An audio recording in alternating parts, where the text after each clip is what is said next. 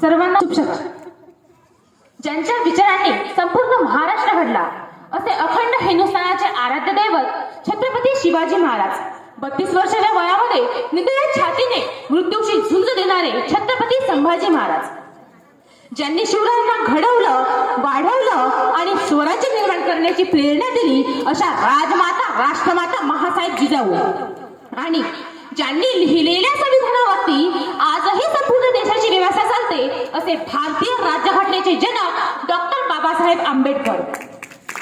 कृषीरत्न शिक्षण महर्षी डॉक्टर पंजाबराव उपाख्य भाऊसाहेब देशमुख या सर्व महामानवांना वंदन करून आणि त्यांनी केलेल्या महान कार्याला वंदन करून आज आलेल्या सर्व पाहुण्यांचे तुमच्या टाळ्यांच्या गजरात पुन्हा एकदा स्वागत करते. माझे नाव प्रेरणा संतोषराव क्रिस्ते. मी वर्ग 10 ची विद्यार्थिनी.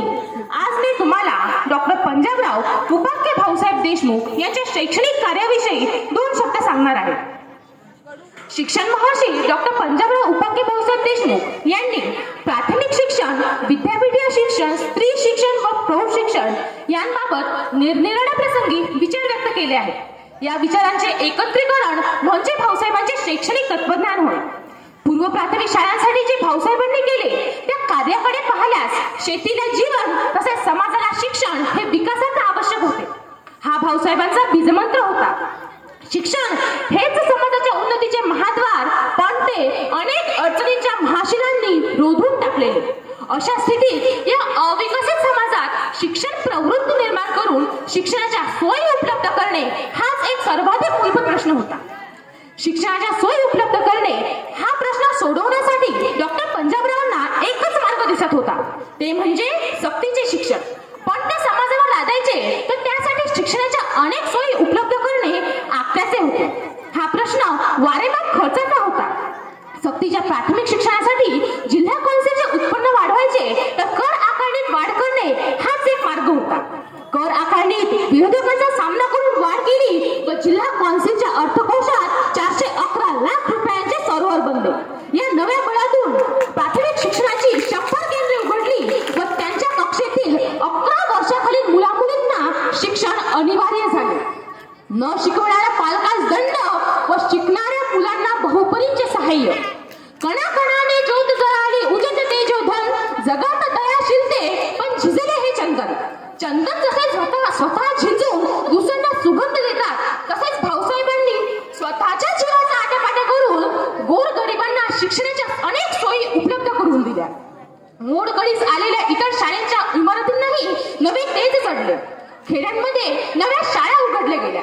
इतक्या मोठ्या प्रमाणावर सक्तीचे प्राथमिक शिक्षण प्रथम सुरू करणाऱ्या या जिल्हा कौन्सिलच्या अध्यक्षाने आपल्या अपूर्व कामगिरीने जिल्हा कौन्सिलच्या कार्य इतिहासाला एक सोनेरी पान जोडले. 30 वर्ष वयाच्या या तरुणाची सामाजिक दृष्टी, प्रगल्भ कर्तव्यबुद्धी व अप्रतिहत साहसी वृत्ती अतिशय गौरवास्पद होती. बहुजन भोळे गिरून टाकले होते अंधाराने, घरे मोळगी उभी राहिली तुझ्याच आधाराने. दिले मृतांना संजीवन तू केल्या दूर निराशा, तू ध्यानाचे गाणे भाऊ तुझ सूर्याची भाषा. तमा युगाला उजळून गेल्या तेव्हा किरणांच्या रेषा, तेव्हा किरणांच्या रेषा. काही माणसं एकट्याने मोठी होतात, काही माणसांना समाज मोठा करतो, काही माणसांमुळे समाज मोठा होतो. पण ज्या माणसांमुळे समाज मोठा झाला असे माणसं म्हणजे महात्मा ज्योतिबा फुले, राजश्री शाहू महाराज, संत गाडगे बाबा, डॉक्टर बाबासाहेब आंबेडकर, राष्ट्रसंत श्री तुकडोजी महाराज. आणि या परंपरेत अभिमानाने ज्या नावाचा उल्लेख करावा लागतो ते नाव म्हणजे डॉक्टर पंजाबराव उर्फ भाऊसाहेब देशमुख.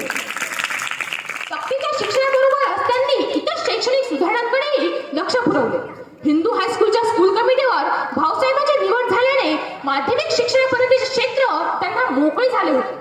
प्राथमिक शाळांवर स्त्री शिक्षिका नेमण्याचा उपक्रम त्यांनी सुरू केला.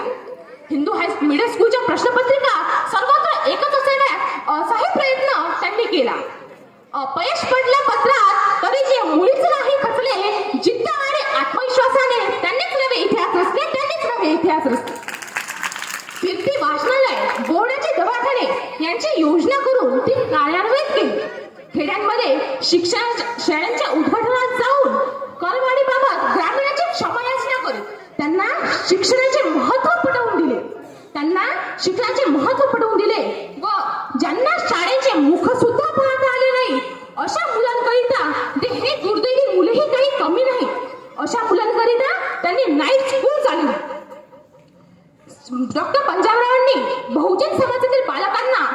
ज्ञानगंगेचे पाणी मनसोक्त प्राशन करता यावे म्हणून 1946 साली शिवाजी शिक्षण संस्थेची निर्मिती केली. ह्या ज्ञानगंगेचे पाणी खेड्यांमध्ये पोहोचविण्यासाठी आपल्या हाडाची काळे आणि रक्ताचे पाणी गेले. यातून या संस्थेचे जाळे सर्व विदर्भात विडले गेले. विद्यापीठ जनता कॉलेज, वैद्यकीय कॉलेज, विधी महाविद्यालय अशा अनेक संस्था त्यांनी स्थापन केल्या. तुम्ही विदर्भातील ज्ञानगंगेचे सागर, सद्गुणाचे आगर, ज्ञानमृते भरली घागर. भाऊसाहेब आपण होता म्हणून गरिबांना आज मानेनं जगता येत आहे. शिक्षणाची मिरासदारी संभाळली व तळागाळातील लोकांना शिक्षणाची संधी मिळावी म्हणून आपण लाख प्रयत्न केले.